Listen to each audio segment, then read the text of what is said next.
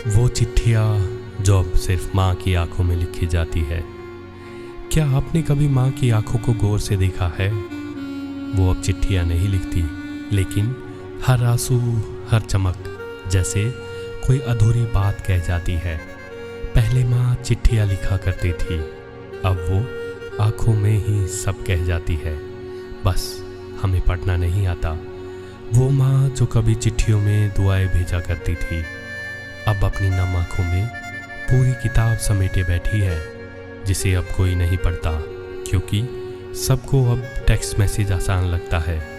एक ज़माना था जब माँ हर रविवार बैठती थी, तारकोल की स्याही से साफ अक्षरों में बेटा तुम ठीक हो ना लिखा करती थी। वो चिट्ठियाँ सिर्फ खबरें नहीं होती थी, वो माँ का स्पर्श, आशीर्वाद और इंतज़ार होती थी। पर अब माँ के हाथ कांपते हैं, फ़ोन पर लिखना नहीं आता और व्हाट्सएप पर टाइपिंग भी थक जाती है। अब चिट्ठियाँ नहीं आती, माँ भी अब कुछ नहीं कहती, पर उसकी आंखें अब भी सब कह जाती है। बेटा जब कॉल करता है तो माँ कहती है सब बढ़िया है बेटा, लेकिन उनके शब्दों के पीछे हर बार एक अधूरी चिट्ठी होती है, जिसमें लिखा होता है तू कब आएगा, तेरे बिना ये घर खाली लगता है। वो चिट्ठियाँ अब कोई नहीं पढ़ता, क्योंकि माँ अब सिर्फ आंखों से लिखती है और हम उन्हें देखना भूल गए हैं। पहले माँ का खत आता था, बेटा रजाई ले लेना, ठंड बढ़ गई है।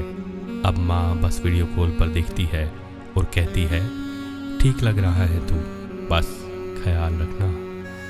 पर उसके मन में कई पन्ने अब भी अधूरे हैं, जो कभी नहीं भेजे गए। आज माँ के पास बहुत कुछ है कहने को, पर वो अब लिखती नहीं।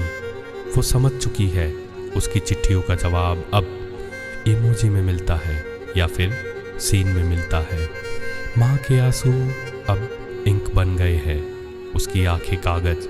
हर दिन वो कुछ ना कुछ लिखती रहती है, पर सिर्फ खुद के लिए। वो माँ अब चिट्ठियाँ नहीं भेजती, क्योंकि अब कोई पढ़ता नहीं, पर उसकी आंखें अब भी चुपचाप कहती है बेटा तू खुश रहना। हर बार जब वो फ़ोन काटती है तो उसकी आंखों में एक पूरा खत लिखा रह जाता है।